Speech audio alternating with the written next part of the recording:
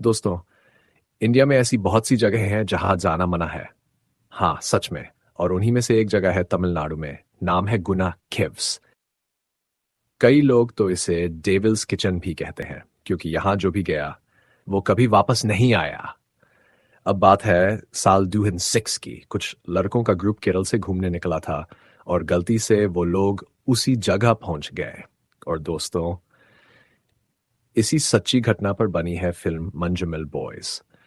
तो चलिए अब बिना टाइम खराब किए कहानी में घुसते हैं। कहानी की शुरुआत केरल का एक छोटा सा गांव दिखाया जाता है जहां एक दोस्ताना लड़कों का ग्रुप है जो खुद को मंजूमेल बॉयज बुलाते हैं। शादी ब्याह रस्साकशी मस्ती सब कर रहे होते हैं। फिर प्लान बनता है छुट्टियों में कहीं घूमने चलते हैं। पहले तो गोवा का प्लान बनाते हैं, लेकिन फिर बजट की वजह से कोडाई कनाल जाने का फैसला होता है क्योंकि वो पास भी है और सस्ता भी। ट्रिप की तैयारी। एक दोस्त सुधीर शादी में मिले ड्राइवर प्रसाद को कॉल करता है। गाड़ी बुक हो जाती है। अगले दिन सब निकल पड़ते हैं। कुछ लोग छूट भी जाते हैं, लेकिन जो बचे वो पूरे जोश में होते हैं। रात भर सफर करके अगली सुबह वो लोग कोडाईकनाल पहुंच जाते हैं। और भाई साहब, पहाड़, मौसम, नज़ारे, एकदम जन्नत। लौटते वक्त सुधीर बोलता है, अरे एक जगह है बहुत फेमस, कमल हासन का गुना मूवी का गाना वहीं शूट हुआ था। सब लोग एक्साइटेड हो जाते हैं और पहुंच जाते हैं गुना केव्स। वहां टूरिस्ट पहले से थे, सब एंजॉय करते हैं। लेकिन तभी सुधीर कहता है, असली जगह तो बैरिकेड के पार है। मैं पहले भी गया हूं वहां। थोड़ी हिम्मत जुटाकर सब बैरिकेड क्रॉस कर देते हैं। और दोस्तों, वो एक ऐसा फैसला था जिसने उनकी जिंदगी बदल दी। गुफा का रहस्य। वो लोग एक गुफा में अंदर चले जाते हैं जहां एक बड़ा सा पत्थर दिखता है जिस पर कई लोगों के नाम खुदे होते हैं। तब उनमें से एक सीजू कहता है, हम भी अपने ग्रुप का नाम यहीं लिखेंगे, मंजमल बॉयज। वो पत्थर पर नाम लिखने लगता है और तभी सबको ग्रुप फोटो के लिए बुलाया जाता है। लेकिन जैसे ही सुभाष ऊपर चढ़ने लगता है, वो फिसलकर सीधे गड्ढे में गिर जाता है। घटना जो रुकती नहीं। सब लोग चौंक जाते हैं, किसी को कुछ समझ नहीं आता। वो लोग आवाज लगाते हैं, सुभाष, सुभाष, तू ठीक है ना? लेकिन कोई जवाब नहीं आता। फिर अचानक उस गड्ढे से चमकते चमगादड़ निकलने लगते हैं और सबको लगने लगता है यहां कुछ तो बहुत गलत है। और दोस्तों, इसके बाद जो होता है वो इतना इमोशनल, इतना थ्रिलिंग और रियल है कि तुम पूरी फिल्म में सीट से हिल नहीं पाओगे। किसी की जान बचाना, किसी की जान खतरे में डालना और उस अंधेरे गड्ढे में उतरने की हिम्मत, ये सब देखने के लिए मंजूमेल बॉयज एक बार जरूर देखना। जब सुभाष गड्ढे में गिरता है, सबका हाल बेहाल हो जाता है। अभिलाष तो जैसे सदमे में चला जाता है, बस बड़बड़ाए जा रहा होता है, सुभाष गया, वो वापस नहीं आएगा। फिर एक पल ऐसा आता है कि वो खुद उस गड्ढे की ओर भागने लगता है, लेकिन तभी सीजू उसे कस के पकड़ लेता है। तू भी अगर गया तो हम सब खत्म। और तभी किस्मत से एक टूरिस्ट गाइड अपने ग्रुप के साथ वहां आ जाता है। वो लोग चिल्लाते हैं, प्लीज, हमारा दोस्त उस गड्ढे में गिर गया है। लेकिन गाइड एक खौफनाक सच्चाई बताता है। डेविल्स किचन, शैतान। वो गाइड कहता है, इस गड्ढे को डेविल्स किचन कहा जाता है और जो इसमें गिरा है वो कभी वापस नहीं आता। वो ये भी कहता है, बेस्ट यही होगा कि तुम लोग चुपचाप यहां से निकल जाओ, वरना और भी कुछ अनहोनी हो सकती है। लेकिन दोस्तों, मंजूमल बॉयज के दोस्त कोई आम दोस्त नहीं थे। हम अपने दोस्त को लिए बिना यहां से नहीं जाएंगे। हर दरवाजा बंद, पर हिम्मत नहीं हारी। कुछ दोस्त भागते हैं मदद ललाने। पहुंचते हैं कैमरा क्रू के पास। वो उन्हें फॉरेस्ट गार्ड के पास भेजता है, लेकिन वहां पहुंचते ही पता चलता है फॉरेस्ट गार्ड तो जा चुका है। फिर वो पास की दुकान में जाते हैं, लेकिन दुकानदार भी डर से मना कर देता है, तुम इस जगह को नहीं जानते, निकल जाओ। लेकिन दुकानदार की छोटी बेटी बार बार रिक्वेस्ट करती है पापा से, पापा, उनकी मदद करो, एक इंसान की जान का सवाल है। आखिरकार दुकानदार मानता है और साथ चल पड़ता है। दूसरी तरफ प्रसाद पुलिस स्टेशन में। प्रसाद और बाकी दोस्त पुलिस स्टेशन पहुंचते हैं। बोलते हैं, हमारा दोस्त गुना केव्स में गिर गया है। लेकिन पुलिस वाला आग बबूला हो जाता है। वो जगह टूरिस्ट के लिए बंद है, बिना परमिशन के कैसे गए? फिर वो एक और डरावना सच सुनाते हैं। 900 मीटर गहरा गड्ढा। अब तक 10 लोग गिर चुके हैं वहां, एक भी वापस नहीं आया। गड्ढे की गहराई करीब 900 मीटर है। एक 22 साल का बच्चा जो सेंट्रल मिनिस्टर का भतीजा था, वो भी नहीं बच पाया।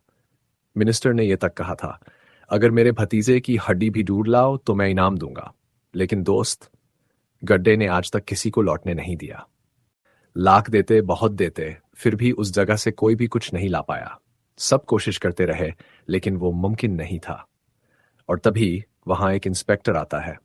वो तीनों दोस्तों पर हमला करने लगता है और बोलता है, तुम लोगों ने उसका मर्डर किया है, थाने में आकर ऐसे नाटक क्यों कर रहे हो? लेकिन यार, वो इंस्पेक्टर बिल्कुल भरोसा नहीं कर रहा था। दोस्तों बार बार कहते रहे, हम अपने दोस्त को क्यों मारेंगे? लेकिन इंस्पेक्टर की बातें मानने को कोई तैयार नहीं था। फिर दूसरी तरफ वो केप दिखता है जहां बारिश जोरों से हो रही थी। पानी इतना तेज था कि मानो सब कुछ बहा ले जाएगा। दोस्त लोग कड़ी मेहनत कर रहे थे उस पानी को रोकने के लिए। तभी वहां फॉरेस्ट गार्ड आ जाता है और उन लोगों को वहां से हटाने की कोशिश करता है। पर दोस्तों ने गड्ढों के चारों ओर लेटकर पानी को रोकने की पूरी कोशिश की। उस वक्त इंस्पेक्टर काफी टेंशन में था क्योंकि मीडिया भी पहुंच चुकी थी। कुछ समय बाद एक दूसरा इंस्पेक्टर उन दोस्तों के साथ जाने के लिए राजी हो जाता है, लेकिन चालाकी से कहता है कि एक दारू की बोतल लेकर आओ।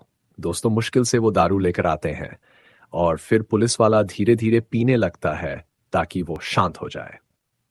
आखिरकार वो पुलिस वाला उन्हें लेकर गुना खेप पहुंचता है, जहां बाकी दोस्त पानी को रोकने में लगे हुए थे। लेकिन यार, उस पुलिस वाले को वहां कुछ भी सीरियस नहीं लग रहा था, बस फॉर्मेलिटी पूरी कर रहा था। उसने लाइट एन की और अपने दोस्त को बुलाने लगा। फिर बोला, तुम्हारा दोस्त मर चुका है और मर्डर केस बन चुका है, इसलिए तुम्हें थाने जाना होगा। फिर उसने प्रसाद से कहा कि कार निकालो, पर प्रसाद ने मना कर दिया तो उसे थप्पड़ भी लगा दिया। तभी एक लोकल आदमी बोलता है, ये लोग बाहर से घूमने आए हैं, हमारा फर्ज है कि हम उनकी मदद करें।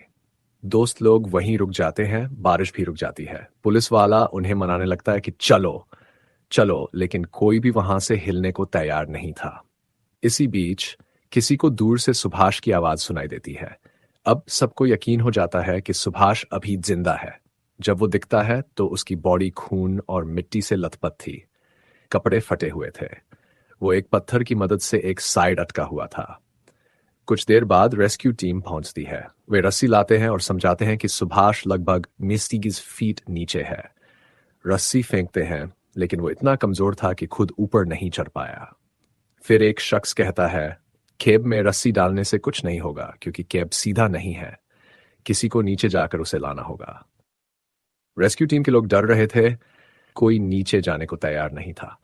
तभी सुभाष का दोस्त कुट्टन आगे आता है। वो राजी हो जाता है नीचे जाने के लिए। पुलिस वाले उसे समझाते हैं कि नीचे जाना बहुत खतरनाक है, लेकिन कुट्टन अपनी मंशा पर अड़ा रहता है। कुट्टन कहता है, अगर मैं नहीं गया तो कौन जाएगा अपने दोस्त को बचाने?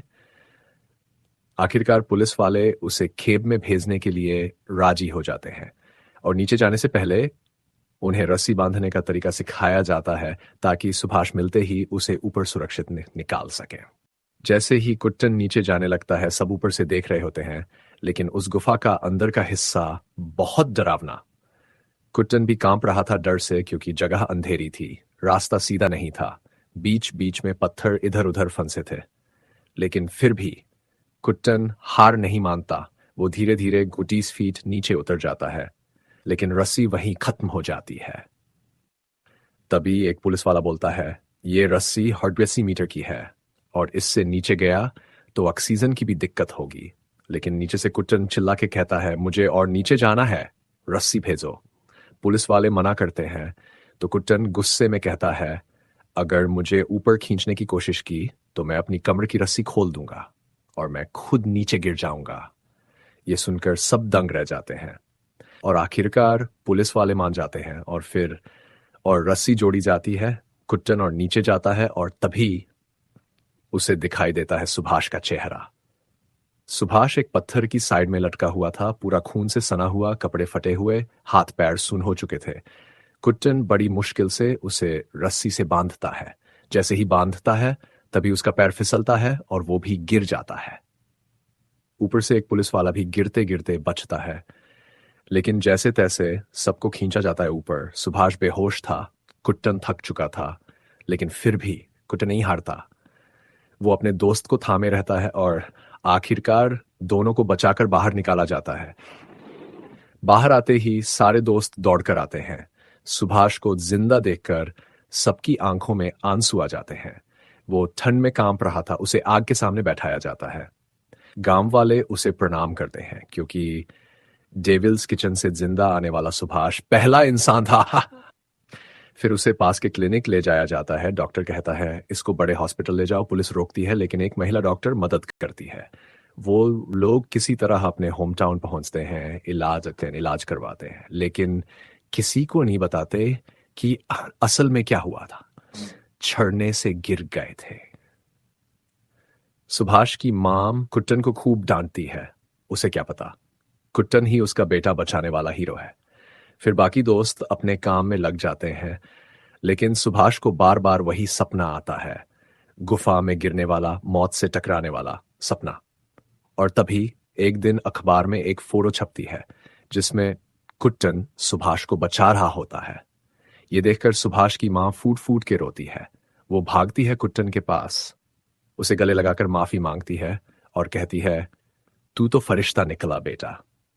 2 साल बाद कुट्टन को उसकी बहादुरी के लिए गवर्नमेंट मेडल देती है। और फिर वहीं मूवी खत्म हो जाती है। अगर आपको भी ये रियल इंसिडेंट पर बेस्ट कहानी ने छू लिया हो तो इस चैनल को जरूर सब्सक्राइब करिएगा। और मिलते हैं दोस्तों अगले रियल स्टोरी के साथ।